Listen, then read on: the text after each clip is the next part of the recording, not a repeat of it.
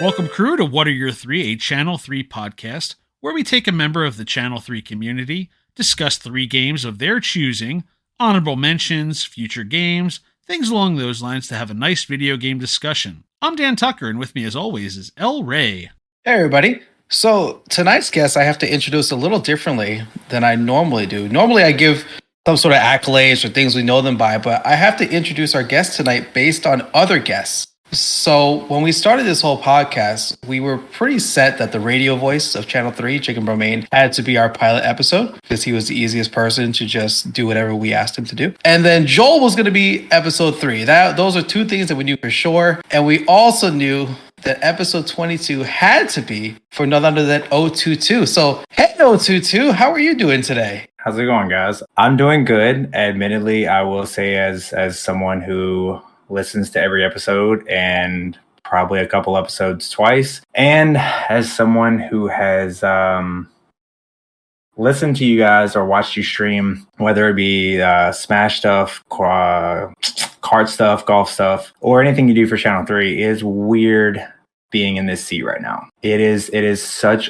a weird feeling, like, because normally when I interact with you guys, it's normally like I'm typing in chat, but like, yeah, it's kind of a weird moment right now. It's overdue though, because you are an oft requested guest. I'll say that much. And the other thing, we look at the leaderboard for XP where you're right at the top for the lifetime, and we keep skipping your name. We keep skipping your name because like, no, 22's got to be episode 22's got to be him. And I think I messaged you at some point warning you like, I'm not asking you just because we have to wait for that for you. And we're even recording a few.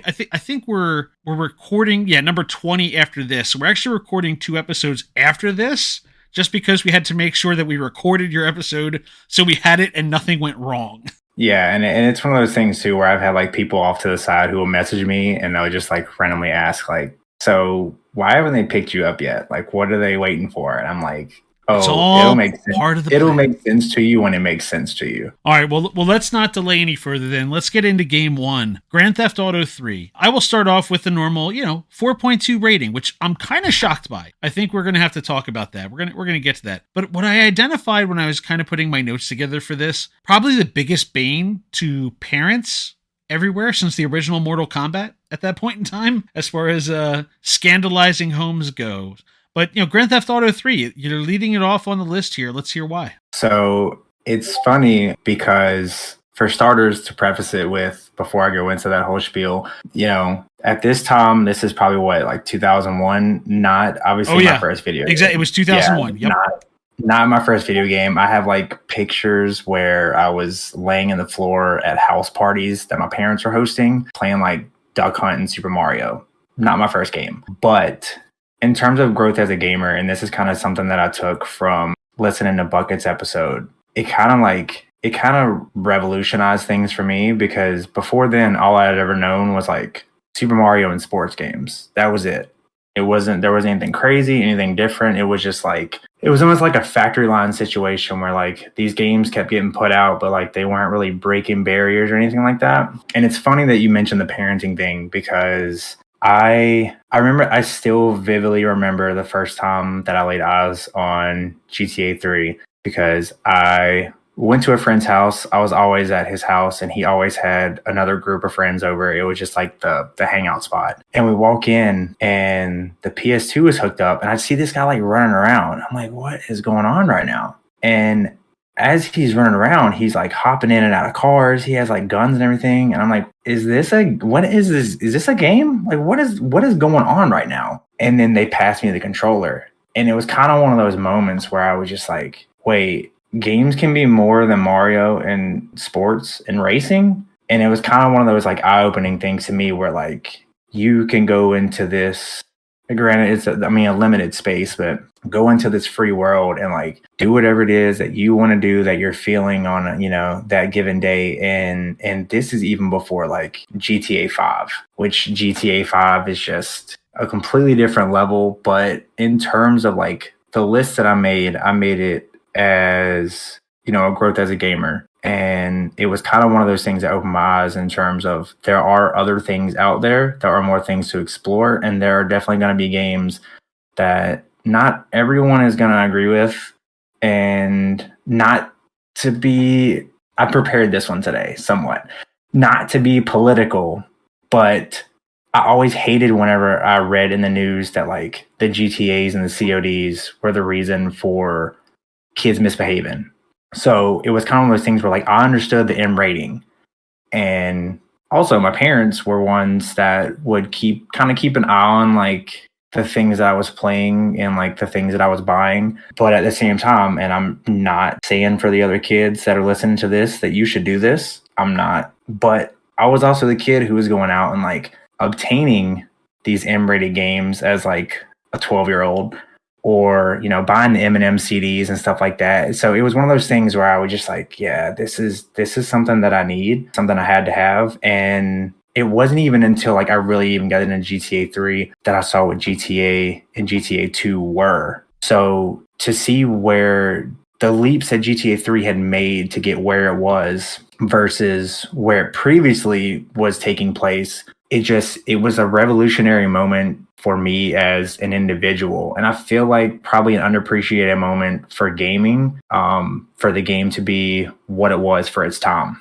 That's why I wanted to talk about the 4.2 rating, because I feel like that's something where if you were there, you were there. And I hadn't, much like you, I hadn't played Grand Theft Auto 1 or 2, but looking back, it's an overhead top-down game that you just kind of run around and get splattered on the sidewalk, and that's And I've tried to play them. Tried being the operative phrase, right? I've tried to play. I don't remember where. It may have been like a free pass or a demo or something like that, but like I got my hands on like I think the original GTA and just tried to play it and was like, you can't, like, this isn't the same game. You can't do anything. Did anyone find this fun? So, and like I said, it's one of those things too where you know, something that noted on one of the quests at one point where, you know, it was talking about getting into gaming or whatever. And it's like, I still don't understand how my house ended up with a gaming system, because like my parents weren't gamers at all. My dad hated video games. They supported me playing, hated video games though, and would much rather me have like been outside being a typical boy like he was in his childhood. And my mom just like was very hands off in that aspect. No idea why there was a gaming system in my house growing up. And it just like, but every new system that came out, it ended up, and it was kind of one of those things where, like I said, ended up with a PS2, found out what GTA 3 was. And then after that, I had notebook pages of cheat codes where I would just like waste days and so much time. Just like, I would spend hours trying to fly the dodo plane across the river. The one that like it goes straight up and like you have to glide it because it's not an actual plane like you can fly in GTA 5. I would just take off the runway and just see how far I can make it, and then like crash it, start again, do what we can do, go deal with the Yakuza, see how many cars, and you know, how much of the gang I could piss off. Like it was just GTA 3 for me was just like, it was kind of one of those where it happened for me the right moment, right time, and just like was a very revolutionary and eye-opening for me in terms of what games could be, because that to me showed that not everything had to be, and I don't mean this as a knock against Mario, but not everything gaming has to be family friendly and all like pretty colors and sunshine and rainbows. Like you can go out there and murder somebody, and then you can get murdered as a result, and then you can just start over. Like how high? How do you want the army to come after you, or just like the local police? Do you want to steal 9 cars, or I absolutely love, and you know, it's kind of one of those things where I made the comment about it recently to somebody where I don't think I've played GTA 3 since I got it, since, you know, probably 2001, 2003 time frame, but like it's still just like one of those games to me, one of those moments where I'm like, yeah, this is one of my 3. It's got to be one of my 3. There's no other way about it. All right, perfect. That's where I'm going to segue right there. Not every game has to be family friendly. So we move on to game number 2, Call of Duty Modern Warfare 2. So I'm going to start and say, you know, there's some, it doesn't happen always, but sometimes you get a great game, Modern Warfare, great game, changed it up. It's totally different from the first 3 because they said, hey, we can kind of make this our own. We don't have to follow, you know, historical stuff for a minute. And then they say, well, what if we take all the good things that we did in Modern Warfare 2 and then we make it better, and we have one of the greatest sequels ever? What do you think? So the story that I have when it comes to Modern Warfare 2 is now granted, other than just describing what I was doing in GTA 3, didn't play first person shooters. Just wasn't my thing. Again, like I was at a friend's house. He had what would have been at the time, PS3, because this is in high school. He had a PS3 and we went to, this is really dating myself. We went to Blockbuster. And as we went to Blockbuster, we went looking for a game because I was going to hang out at his house that night and we were going to play games and we were looking for something multiplayer. We saw where the original Modern Warfare was multiplayer. Cool. Both of us can play it. We'll go home, play that. Come to find out, when they say multiplayer, they mean multiplayer online, not you can't go against each other. So we hopped online and it was kind of one of those moments where we jumped into the game and I can't think of the map, the name of it right now, but I can see it in my head, which is going to drive me nuts now. But the first map that we played on, and I just remember we just got our butt destroyed. Like everyone knew like what loadout they were using, where to go, how to hide, like how to use this, do that, use the perks. And we were just like, I think we went like 3-21 in the first game. And we were just like, what are we playing right now? Like, why are we so bad? And it was kind of one of those things where after that night, just kind of let that go. I say that because then it was also senior year of high school. And then I moved off to college sometime later, or I moved off to Charlotte in 2008, moved into an apartment. And when I moved into an apartment, one of my roommates him and all of his friends were heavy into Xbox and playing Modern Warfare. Like, one, I was a PlayStation guy growing up. So I was like, can't play with you guys. And I remember my last experience, and this is before cross-platform gaming too. So I was like, and I remember my last experience like playing online, like this isn't something I'd be good at. And lo and behold, my PS3, for whatever reason, I'm pretty sure this was also my second one, the lasers stopped reading because I guess like so much like dust in the air, or it just over time, like the lasers stopped reading the discs. It happened to me too. Oh yeah. And when it happened the second time, I was like, well, my brother's on Xbox. And at the time, I think he was joining the army. My brother's on Xbox. He has one. My roommate and his friends are on Xbox. I have a handful of friends back home who are on Xbox. I'm getting 360. So I got a 360 and hopped on COD. And I really enjoyed playing Modern Warfare. Modern Warfare 2, things really took off because we were leaving date nights with girlfriends to rush back to our consoles to hop online for ground war. And granted, this is us not having any responsibility, any, wives, jobs, anything like that. We're talking about all of us are hopping on at 10 o'clock at night, every night, and playing until 4 or 5 o'clock in the morning, and then going about our business the next day. And this is an every night thing. We're just like, we're getting on tonight. You getting on ground war? Yeah. And it was one of those things too, where like, if you didn't get on in time, you were going to be put on the other team. If you try to join the lobby that your friends were in, you were probably going to be put on the other team. And dude, there were just so many nights playing Modern Warfare 2, where we spent so much time playing that game, grinding that game. And it's, once I finally figured out how to use like the M16 with the noob tube and one man army and sleight of hand at that. Oh, dude, like there's no more satisfying feeling than within a nuke coming in. You're just like, you're on, again, you're in a party with all your friends and everything. And you're talking, you're communicating. I'm this, here, that, there's someone here. This is what they're doing. And you're like, yo, I'm at such and such kill. And then all of a sudden everyone's, they're setting up a perimeter to make sure that like you're protected because you're at, 19 kills. And then you're just like I said, one man army, you fire off, 2 grenades, and then you can just sleight of hand, reload everything, and then next thing you know, you have 2 grenades again, fire them off, and you just start blowing people up. You're throwing grenades at spawn points, and then all of a sudden, the noise as soon as it drops is just so. I still hear it in some TV shows today. You just like burn it, and you're like, it's over. Like we're all dying, but we're gonna win. Like the game is, and it's such it's such a feeling. It's such a rush when that happens. And I've even had our team being on the flip side of my brother one night. I vaguely remember he was camping so hard, never got a nuke before, and got up to 24 kills before he died. And the verbal lashing that he unleashed on the individual who killed him after that was one that I will not forget anytime soon. And I just sat there laughing the entire time because I'm like, bro, that's 24 kills.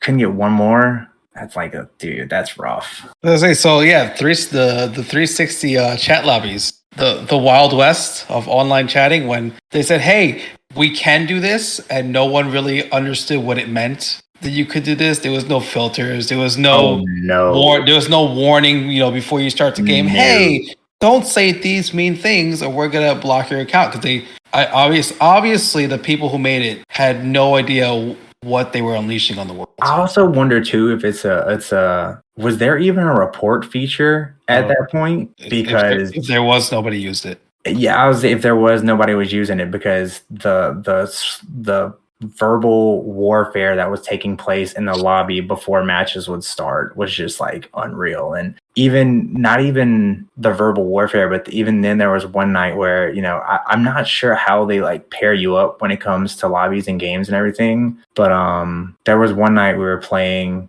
and I guess because we always ran with the clan tags on. Mm-hmm. One of our clan tags was FUCU, or we eventually moved away from that and we became the Kobe clan because, I'm firing off noob tubes. Kobe, see where it lands, let it go. And there was a team that joined our lobby one night and they were like, oh, those are the Kobe boys. No, we need to back out. No, we're not doing this tonight. No, back out. And we were like, what are you?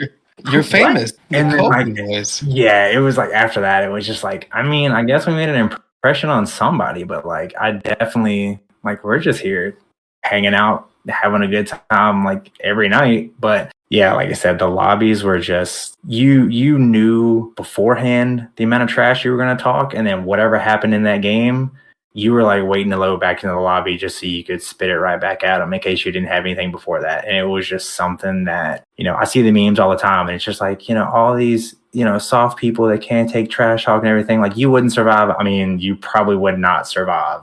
It was a special time. I'll remember it always.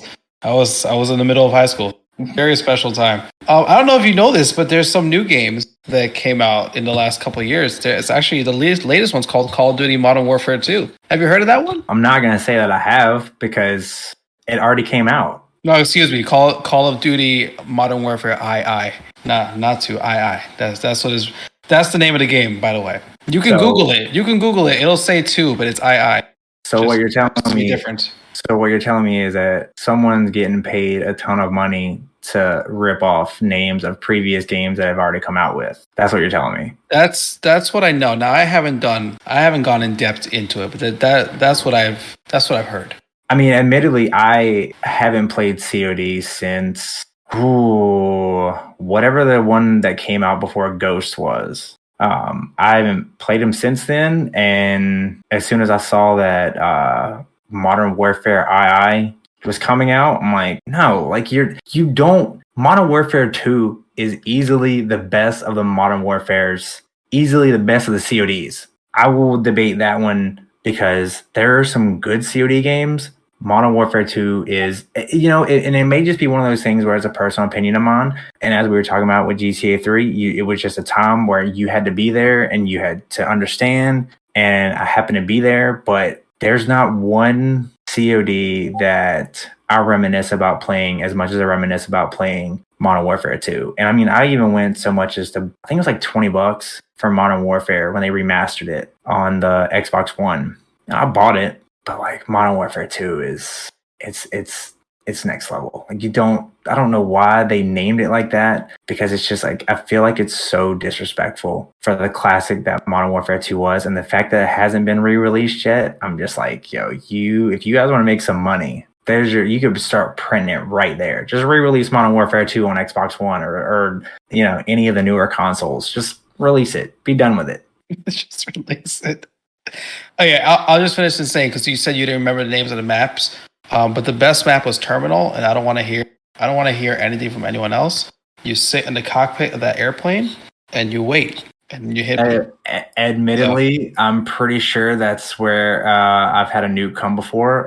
There's a spot on Afghan that I would sit, and another on Downpour. So good. That I would sit, but also too, I will say that playing Modern Warfare 2 is my friend and I jokingly, or we like to joke that we knew that we had problems mentally when we played Modern Warfare 2, when No Russia rolled around, because we just jumped right into it, no hesitation, didn't think twice about it. It's another mission, let's just go complete it. And then like I saw the outrage in the news about like, oh, you're like walking into an airport. For people who don't know what No Russia is, you're walking into an airport with the Russians, and you're just like, with a M249, just this huge machine gun with large magazine capacity, and like you're just mowing innocent civilians down. And it's just like, I don't see what the issue was. I played it too. I played it, didn't even realize. I was like, that's part of the game. Okay. Yeah, because it later came out that like you had the option whether or not you wanted to play it. Like, I hate this mission if you wanted to. And I'm like, I'm not skipping a mission. Yeah, I pressed yes. I was in high school. I had no feelings. That's exactly. Yeah, I think that's the best way that I can equate it, because it's one of those things where it's just like, it's a mission. I'm gonna go complete it. They'll be okay. Simple as that. All right, Dan, pull us back, Dan. Pull us back before we keep going down this rabbit hole. I'm going to go ahead and pull us into an actual war zone. Let's talk about Game 3. Mario Kart 8. 4.8 rated on Channel 3, as we're all well aware. Disrespectful. What's that? Disrespectful. A 4.8? How is the game not a 5? I for everybody. I don't understand how... When it comes to Mario Kart 8, I don't understand how people are just like, I don't really like it. I can't get into it. Hey, it's not for everybody. I'll give them that. I mean... I gotta see if you know who hit it. It was not just you know who hit it with a 1 star. There's somebody else who I gotta ask them what that's about. Even the memes and news account have gone so far as to rate this one with 5 stars, and clips have all rated Mario Kart 8 5 stars. I mean, admittedly, I can't understand in all seriousness how like it can just like not be for everybody. Ray, because it's Ray. You know who? What do you think he rated it? 2 stars. 5. This is the game you gave 5 stars to? The 1-star warrior gave this a 5-star rating. That should tell you all there amazing. is. I saw a game where everyone gave a very low score and he gave a higher score. So there's something going on here. Going against the current, I guess, or ohtwo. I'll tell you this much: we got some fresh news, right? We got the direct a little bit ago. Well, I guess a lot of bit ago, and possibly by the time this comes out, we'll actually have courses. But Birdo entering the fray. So we got a new driver for the first time since 2014, I think, maybe. Whenever it was, they put Animal Crossing and Link and the Squidling, or the Inklings into the game. So I did read recently too, where they were saying that even with Birdo coming in, that apparently Nintendo is holding their cards close to their chest. That Birdo's not going to be the only one. They're not going to add just one. Yeah. Yeah, they're not. It's not going to be just one. Which I also saw an interesting question on Reddit where it was like, okay, well, the way the screen is currently laid out with all the characters in this perfect little square, where are you going to add Birdo? How are you going to do this? Is it going to be another page, or like what? A shift, leaving additional spaces. That's fair, I guess. I mean, I'm not going to race as Birdo unless Basic and Mickey and Mamba and Ron come out and they're like, hey, for the 12 this week, we're going to race as Birdo. I'm like, oh, I guess I'm racing as Birdo this week. Other than that, I will absolutely stay with Donkey Kong. That said, Mario Kart 8, not my first Mario Kart. My first was Mario Kart 64. And it was something that I had no idea until Mario Kart 8 that Mario Kart could be so competitive. No idea. I had no idea what I was getting myself into. We would play Mario Kart for fun often, and the one thing that we all enjoyed doing to each other was going to like Wario Stadium, right, and looking at your friend's screen right before they're going to hit that jump. Bam, you're getting hit with a lightning. Congratulations, you went from first to last. And we were notorious for doing that, but I never owned an N64, so I never played. I didn't grind Mario Kart like that, Mario Kart 64 until. So yeah, I never played it unless I was at my friend's house. He had an N64, and then The only other one that I would say that I played was Double Dash, maybe. It was one other one that we played in Korea, because one of my friends had a Wii in their rooms. But Mario Kart 8 was just something that I'll, I guess, touch on when it comes to the honorable mentions is I was very hesitant to get a Switch. Just didn't think the graphics could hold up. Didn't think that it was going to be worth it. Didn't think that Nintendo could produce anything solid, because realistically, for years, the battle was PlayStation versus Xbox. So that's where all my focus was. Didn't really pay attention to anything Nintendo except for the Wii when it came out, where we would just play bowling all the time. And then all of a sudden, Apple and Epic had their fight. Well, what am I going to play mobily now? Because I don't play mobile games like that, but I used to like hook my controller up to my phone and play Fortnite all the time. What am I going to do? And I'm not even sure how my kids, maybe it was like a YouTube video or something, but they started showing interest in Mario Kart. And I was like, well, we get a Switch, I guess, because because at this time we were living in Italy and we would travel a lot. And so I talked to my wife. I said, well, we can get the kids both Switches and get a Mario Kart. And we'll just like go with that. Give them some Mario games. Like it's games. They're family friendly. She didn't like them playing, Fortnite or some Grand of the Marvel Theft Auto games. 3, Call of Duty Modern Warfare 2. So I was like, we can get a Mario stuff. And she agreed to it. And then, we popped in Mario Kart. And then the pandemic hit. Between Mario Kart and like Mario Party, Super Mario Party, that was like all we played for the longest time. And it was just like, it was so nice too with the kids, because like they could identify who all the Mario characters were, and then they had all the assists and everything to help them, so they could still have a good time. But it's just, I joined the Dad Gaming, and I'm pretty sure I joined them while I was over in Italy. So the races were taking place at like times where I was already in bed, long asleep. And then once we got back stateside, like I had joined one of the lobbies thinking like, I'm pretty decent. Like I can run with these guys. Like it's Mario Kart. How hard could it be? Don't do that.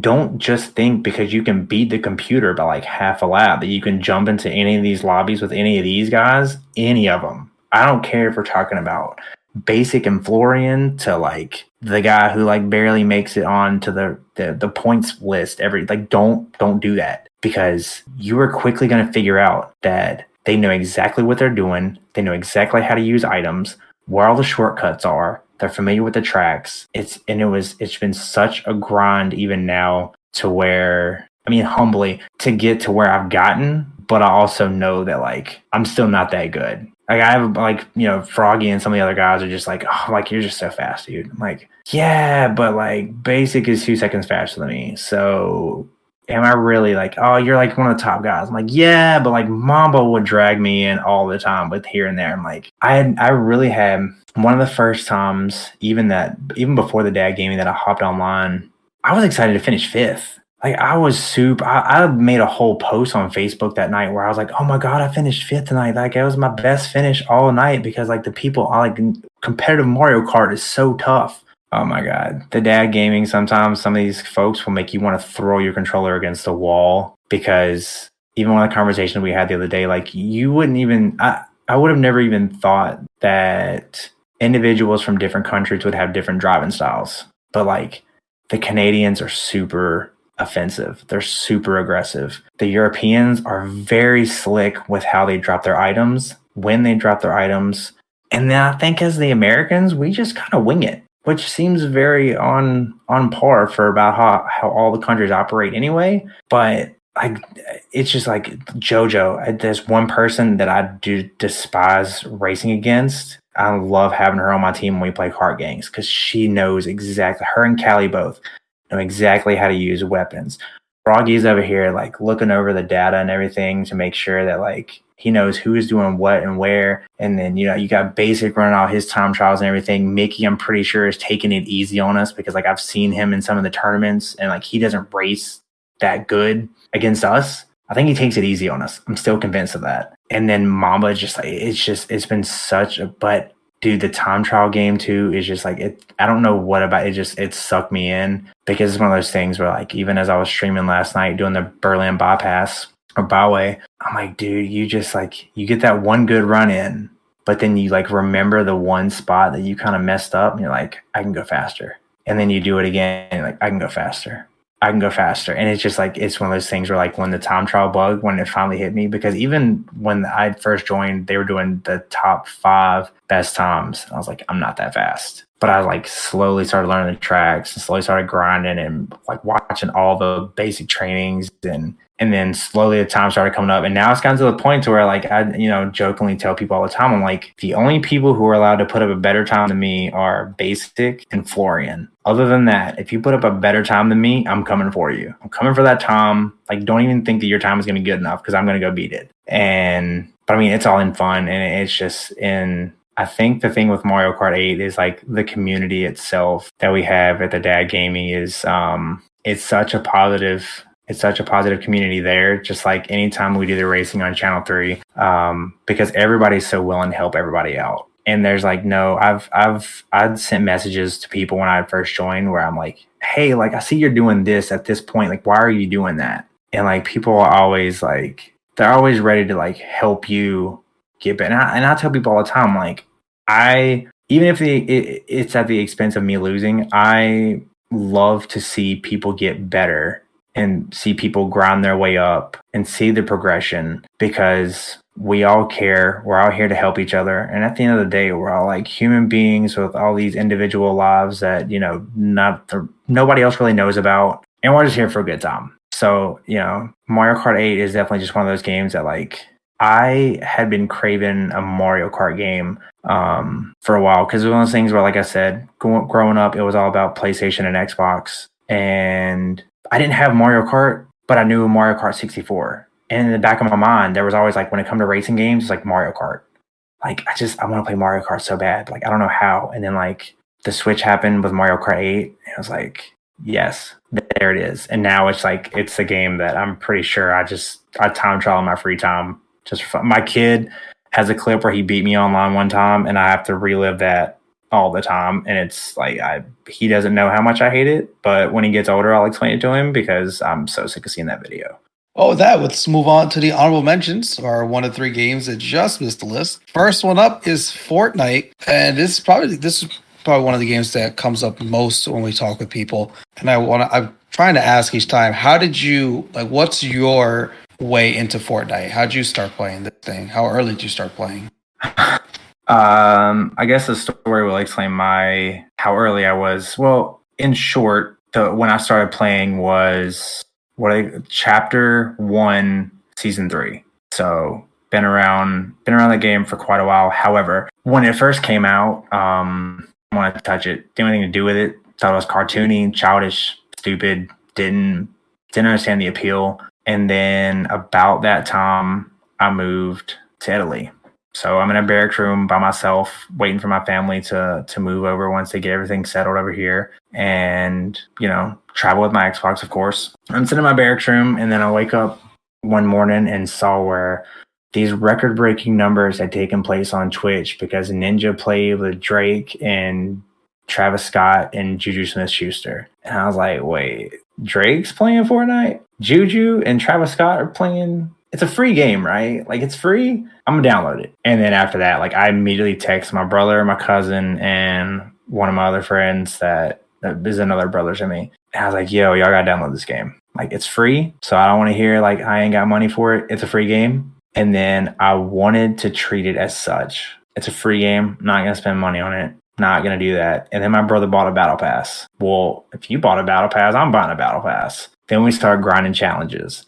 And then the skins started coming out, and the skins started getting increasingly better. And then all of a sudden it was just like, oh no, I don't want to know how much money I spent on this game. That's not even just like the game itself, but like matter of fact, the collectibles, because I even have on my desk, I have Crackshot, and then even next to him, I have a Peely. And then in the house, there's also just like probably 20 more Pop Funkos of Fortnite stuff. I have the Battle Bus with a bunch of small, like 2.5-inch characters and everything. Oh I've spent between the battle pass and skins and emotes that I don't even use half the time so much money, but the game is so much fun because you just, I think, I'm not even gonna say I think, because for me personally, the game is so much more fun when you're playing with a group of friends, because it's not something that I would only ever really play the game in the past just to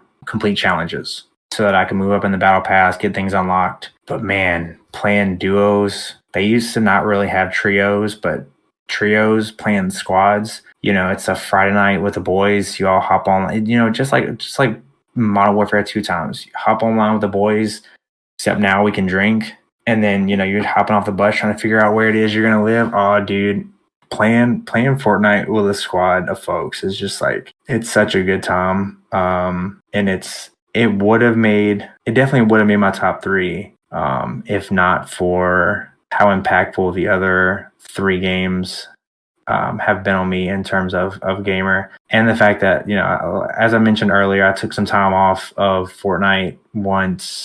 Oh man, what was this? This is about middle of pandemic, so middle 2020 up until Channel 3 events started popping off. I didn't play much Fortnite, and ever since I hopped right back into it, it sucked me right back in, and it's just such a blast to play, and it's kind of one of those things where, my personal favorite moment, other than, whether I was in Italy, Germany, Austria, Arizona, North Carolina, wherever, I could play with my friends. And even one night, a former Packers tight end who was on the Super Bowl 45 team, he posted a tweet where he was like, "Hey, I'm hopping on Fortnite. Like, does anybody want to play?" I was like, "Oh yeah, me. Who am I?" And then I consider him like a good friend now because we play often. It's kind of one of those things to me where I'm like, dude, I was in a bar watching you score touchdowns in 2012, and my first time playing with him, I was in a bar in Colombia watching you score a touchdown against the Bears in 2012 on a fake field goal, and now I'm playing Fortnite with you.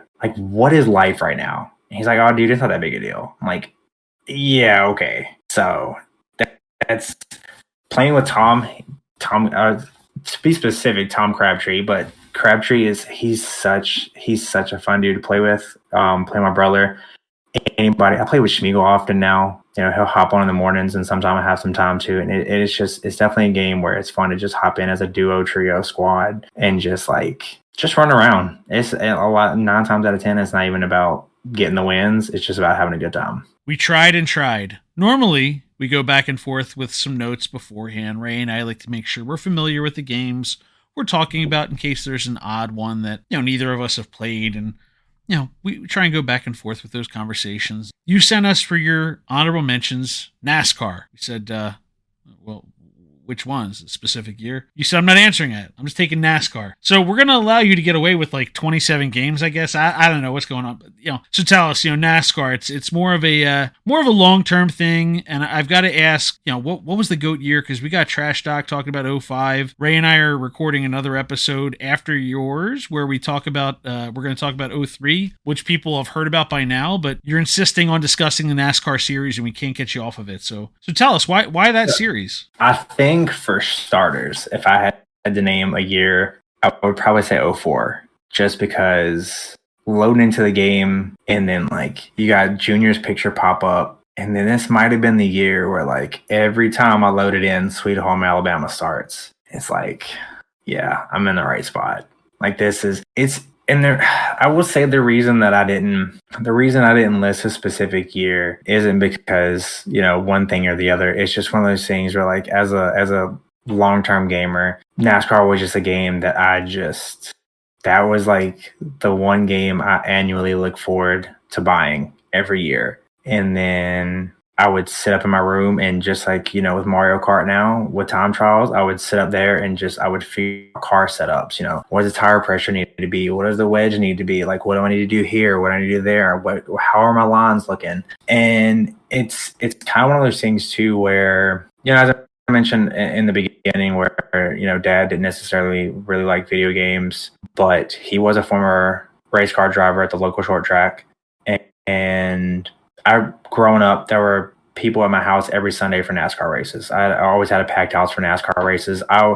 would every year for the twins, the twin 125s at Daytona for speed weeks, they would pull me and my brother out of school so that we could be at the house with everybody else, and like everybody else was at school, we're getting pulled out so we can watch a race. Like, not there's nothing super significant about it, and even now, like, they do it Thursday nights, so there would be no reason to miss school. But like every Thursday or every year in February during speed weeks, we would get pulled out of school. So it's kind of one of those things too, where like with Dad being a former race car driver, that was kind of like my way to like relate to him, because he was also, other than just being a race car driver, he was also a mechanic of anything. He could work on anything and everything. So it was kind of one of those things where I would just try to have the conversations with him where, like, if I'm looking to do this with the car, like, what do you think I should do? And yeah, I'm just like some 8-year-old kid who just thinks his dad knows everything and has all the answers. But like at the same time,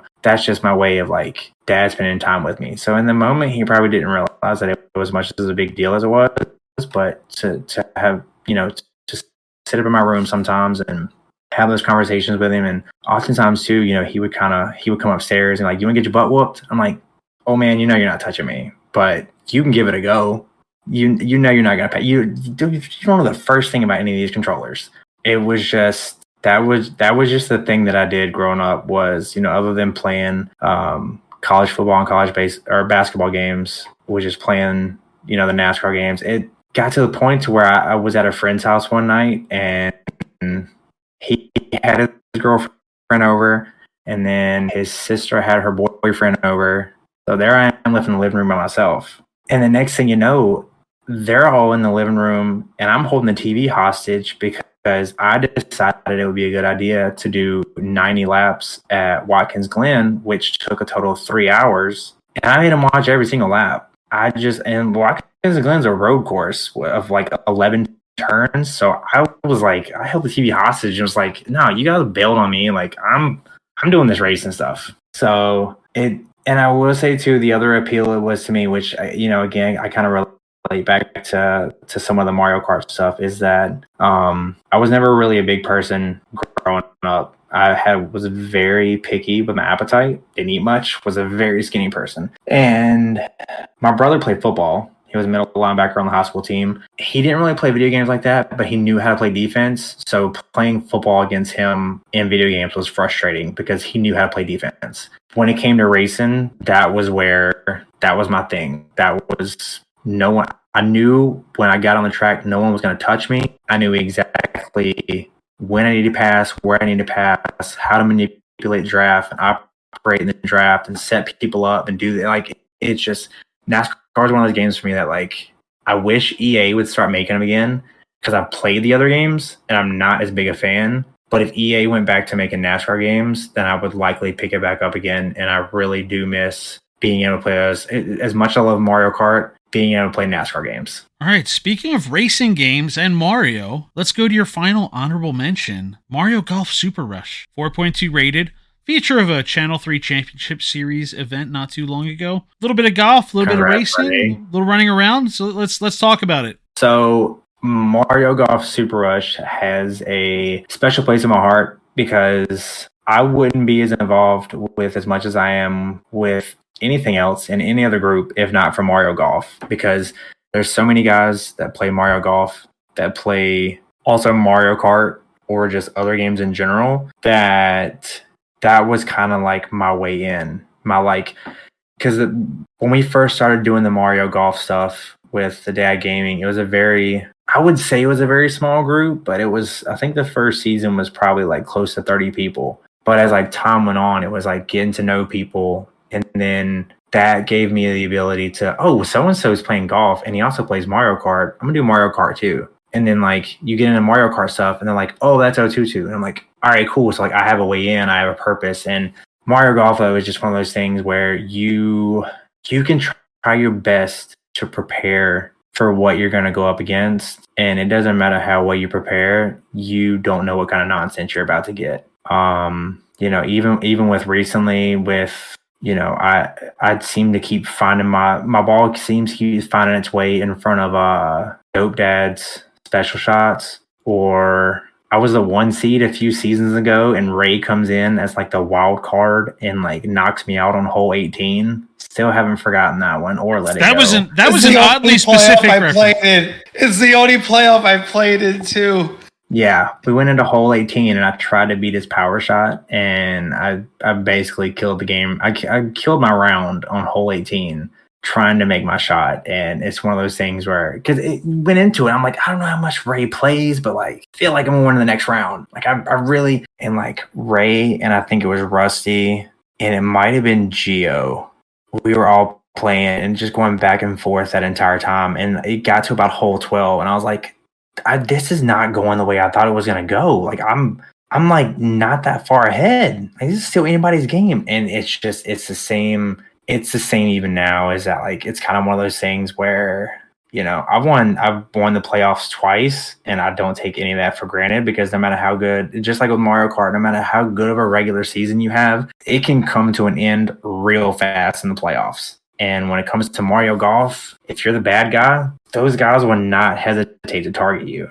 And they know exactly who they want to target, when they want to target them. And that's also the beautiful thing too about Mario Golf, is that, like, as frustrating as it is, people don't like being targeted in Mario Kart. If you don't like being targeted in Mario Kart, don't play Mario Golf. Like, it's super frustrating, but it's super acceptable to be targeted too. And I've been on the end of targeted, and I've been on the other side of targeting. And dude, it's just, I don't know how Bits is so good. I do not understand it. I played 2 rounds with him, Jedi, and Toots earlier tonight, and even like, you know, we're playing where me and Toots are Donkey Kong and Bowser. Bits is running with Toad, who is like 20 yards shorter of a hitter, and Bits still beat me by a stroke. And Toots like shot a 17 under or something like that, and like tied with Bits. And I'm just like, Mario Golf isn't one of those things where it's just like you can play it for fun and relax and just play stroke play, power shots off, not a big deal, or you can just go for the full chaos. And boy, you play with some of these guys and the chaos will come. You may not be able to predict when it's coming, but it'll be there. Yeah, it's the difference between Mario Kart and Mario Golf with targeting, because there's not many targets in golf. And the funny thing is, like, everybody's catching strays. It doesn't matter. You're gonna get everybody. Yeah. It's not like targeting to bully somebody. It's like, oh no, we got to knock the first place person out of first place, and you can actively will that into existence, but not. It doesn't hold. It doesn't last. And it's one of those things too, where like even the playoffs, you know, probably a season or so after the one with Ray, where me and Will had our like 3-minute standoff at Balmy Dunes, and everyone's like, you guys are gonna lose the game because like both of you were refusing to hit right now. Like, he has his power shot. And by then, like, it went on for so long, I was like, yeah, I'll lose the game. I'm not going to get hit by his power shot. And it got to the point where, like, I just got impatient. And he ended up winning somehow, won the thing. But, like, you can try your best to not get targeted. You're still going to get targeted. You're still going to get hit. You're still going to catch them. It might be a stray. It might be intentional. But Mario Golf and Mario Aces, I wish both of those games got more love from the general population for how much fun they are, because from, you know, Mario Tennis 64 up to Aces, even Mario Golf now, it's just one of those games where like people don't talk about it, but like both of those games are definitely games that people should be actively playing and enjoying, especially with people. I will say that's the flip side about Mario Golf, is that playing by yourself, it gets boring over time. But when you get into these Discord chats and everything, and you're playing with other people and forming these relationships and these friendships and everything, it just makes it so much more worth it and so much more fun. And you know, it's kind of one of those things where I have even so much going on now with life and everything. But I was worried even this morning that like I'd miss week 1. And then I saw your message where like, here's the week 1 weekly rules. I was like, oh, thank God. Thank God. Like, I'm gonna make week 1. So it's definitely one of those things where like I definitely am not playing daily, like 9 times a day like I was in the beginning seasons. But it's definitely one of those things too where like Mario Golf, as long as there's a season, I will be there. And we move future game, the one future game you're looking forward to here, Texas Chainsaw Massacre, which when I first saw it, I thought, man, this game is out of. But talking tonight on our list of games that are inappropriate for kids to play, and it's okay for those games to exist. Tell me about Texas Chainsaw Massacre. Texas Chainsaw Massacre is a game that I'm looking forward to, and I'm kind of waiting for the messages to come in after this that tell me that why, after hearing this, I should get into like Dead by Daylight. Texas Chainsaw Massacre is a game I'm looking forward to because, for starters, I grew up in a horror family household, mainly my mom. Like, we would spend days off, or I remember watching Halloween while doing a science project. I watched all the Scream movies growing up with friends. I would recreate Scream movies like on home VHS. Like, just for legal purposes, he's not referring to snuff films. He's just talking about acting. No. We're 8-year-old kids just bored on a Friday night because our parents are like having a party, and we're like, well, we have a video camera and a Scream mask. We're just going to recreate a horror film. But it's one of the games I'm looking forward to just because, like, I have seen so much of the Texas Chainsaw Massacre movies. Now, I will say Ghostface is my number one. If I had to rank horror villains, Ghostface and Michael Myers are like those are my two guys. But the story with the Texas Chainsaw Massacre, and I'm excited to see what it is that they're going to do with it, because just by reading about I don't want to say the killers, but the killer associates, it almost seems like it might be somewhat like a team deathmatch type situation where, like, you have one team against another team. Like, one team's trying to escape and another team has a killer and, like, all these abilities to help the killer find you and knock you out. And it's kind of one of those things where I'm just like, yeah, it's dope. Like, that's new. That's something that I wish they had kind of done with the Jason games. But I also kind of know that, like, Friday the 13th was, it's just Jason. And that's another one too, where, like, having the proximity chat on, I don't think enough people knew about the Friday the 13th movie or the Friday the 13th game for it to really take off like they had hoped. But the Texas Chainsaw Massacre seems like it has so much potential in terms of just like a scary Friday night with like friends where you're just like linking up and it's like, all right, well, let's see if we can run everybody down. And then after that, we'll reset and try it again. All right. Now we take a question from your Channel 3 history for us to discuss here. We don't prepare you for this one in advance. We just drop one of the history questions on you. And as such, we're going to ask for you to explain your biggest win in a video game tournament to us. Oh, I know exactly what I answered there. My biggest win, UFC tournament. The first UFC game that came out on Xbox 360, my local movie theater was having a midnight tournament. And me and my friend were like, yeah, we're gonna really, air quotes, train for this. And we fought each other so much every night for hours, just training every weight class, every individual, trying to figure out how to do what with who, and ended up walked right into the tournament. And I walked my way right into the championship because, like, some of those guys, I don't know if they had just picked the game up or maybe they just didn't take it as serious or anything like that. Or maybe I put too much into it. I made it a bigger deal than it was. Because there was prize money and everything involved, but yeah, I walked my way right into a championship and ended up, the friend that I'd been, again, air quotes, training against was the guy that I ended up having to face in the championship. And I still remind him randomly to this day, like, hey, you remember that time that I beat you in the one tournament that, yeah, I'm the champion. Remember, I'm the champion. Like, UFC is your sport and I'm the champion. So enjoy that L that you got handed because you thought you were going to completely dominate the entire night. And I just walked away with the belt that night. So yeah, that's definitely that for a while. There would have to be some pretty significant events to overturn that being my number one. And last question of the show that we ask every guest is, what has been your favorite feature on Channel 3 so far? I would say the mini games. Especially recently with having Mario Kart added, like, I'm so addicted to chasing after this goose egg. Like, every day, there's so many days where I'm like, oh, you're like 2 pixels away. I'm like, oh, can I do it again? I gotta wait till tomorrow. And you have to hope.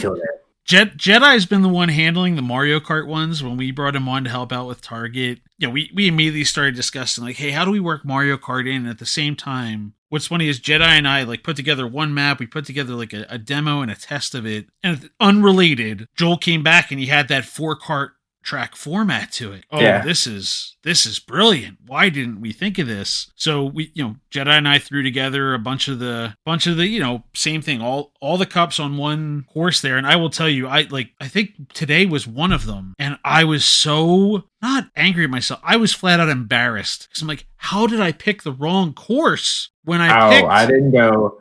Oh, Yeah, I didn't go that bad today. I was still 238 pixels off, which all of my answers prior to that have been inside of the circle. Today's was bad because I was, and granted, by the time this is heard, everyone will have already known who did it, that it was, what was it? Toad's Turnpike, yeah. Toad's Turnpike, everyone knows Toad's Turnpike. And the problem is that like when the map popped up and I saw where the finish line was, I was like, well, I know the first turn is a left turn, but what way is the correct way on the mini map right here? And I clicked on one, and me and Bromein had clicked on the same spot, and we were on the exact wrong end of the track. And I was like, oh my, I was so I have confident. been so that the mini maps don't all go the same direction. That has burned me more than one time. And I'm like, oh my God, I didn't realize this is backwards. Now it takes me an extra second. And Ray and I have talked before. It doesn't matter if we program it. It does not matter because we usually do these things a couple weeks at a time. So we will not remember.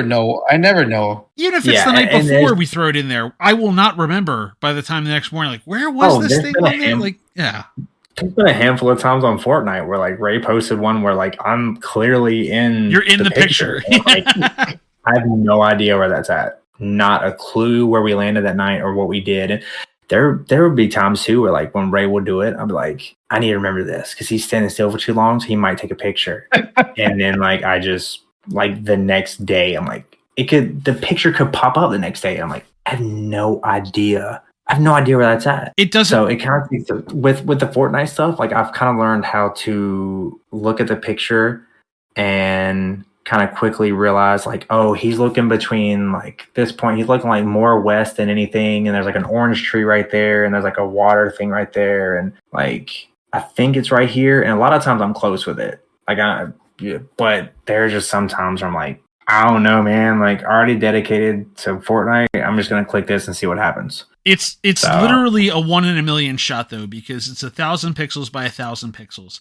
So you have to hit 1 in 1 million pixels, like a pixel, to get that goose egg. And what are there? 2 of them, I think, at this point that have happened. There's 2 of them. Yeah, there's 2 of them, and it's kind of one of those things where I keep coming back on a daily basis, and I'm like, I want to get one. I want to get one so I can have the tagline, to add to the collection. But then also I'm like, still got a chance to be the first one to do it twice. But yeah, it's just like in between that and like enhance is still a game that I have not figured out at all. I understand like when conversation and how like Thunderpump just like he's like has this like process of elimination system where he goes through and blah blah blah, and I'm just like, nah, I don't see it the same way. I can't. That's the one mini game where I enjoy it because I can't figure it out. Enhance, I jump to 3 and hope for the best. A lot of times, that's what I'm doing. Yeah, the first one will pop up, and if I'm like, I don't even remotely have an inkling of an idea as to what the picture might be, I'm just like, I don't know, lucky. And then by the third, I'm like, I think I know what that is. So 3 or 4 is like average for me. Like 1 or 2 is a good day. Yeah. Yeah, Ray was my guinea pig for that one. It was like midnight one night. I just started sending him pictures, and I'm like, "Tell me what game cover this is." Yeah, that was one of the oddest conversations. I'm pretty sure I was like in bed going to sleep, and I get these messages. He's like, "What is this?" I was like, "I don't know what this is." What do you mean? What do you mean? What is this? And then Duck Hunt comes up immediately. Duck Hunt. Yeah, the pixel games are very hard to pixelate and not know where they are.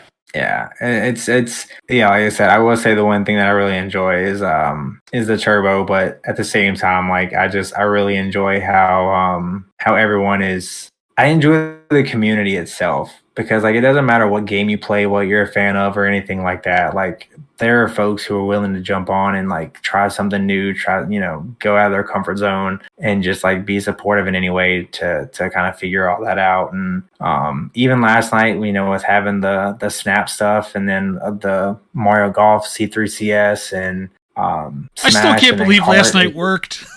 I still can't believe we made a night out of playing Marvel Snap on stream. So admittedly, once they came out and said that they were going to do like the friendly battles, I was like, all right, that's cool. Like, I assume we're going to do it at some point, but how? And then like everything happened last night like it did. I was just like, oh my God, like I'm so excited for next week now, because like I feel like anything that could have been learned from last night is going to transfer into next week. It will not matter at all next week, because no. I didn't mean in terms of like decks or anything. I just mean in terms of like, because I know in the beginning, like in terms of the setup and the check-ins and all this all that we were. I wrote a paragraph. I couldn't sleep after. By the way, we finished tonight, and I couldn't sleep because I was like, my God. Wrong, and I'm like angry that it went wrong because I could have fixed it. I wrote a paragraph of notes. There's a manifesto. There's a manifesto of, hey Joel, here's the things we have to fix. Here's the ones I screwed up. Here's the ones I think the website screwed up, and I'm not gonna be able to sleep until I write all this out, because I'm really struggling right now. As a reminder, things are in alpha and things are being built by scratch. So.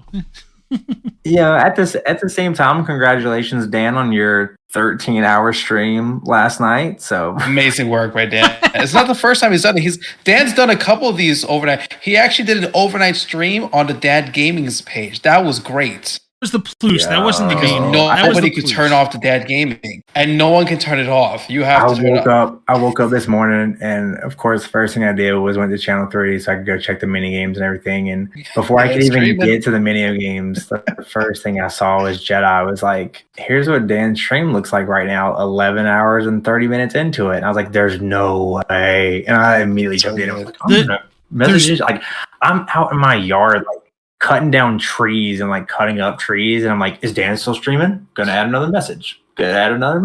Like, I was just like, oh dude, that's absolutely wild. There's 3 ridiculous things about it. One, because I had a habit of doing it before. I have like a mental checklist to not do it. That went off the rails though, because Ray's handling the Channel 3 stream. All's good. He shut everything down. I closed Discord. I'm done with the conversation for the night. No, I didn't shut off my own OBS. So that's thing 1 that went wrong.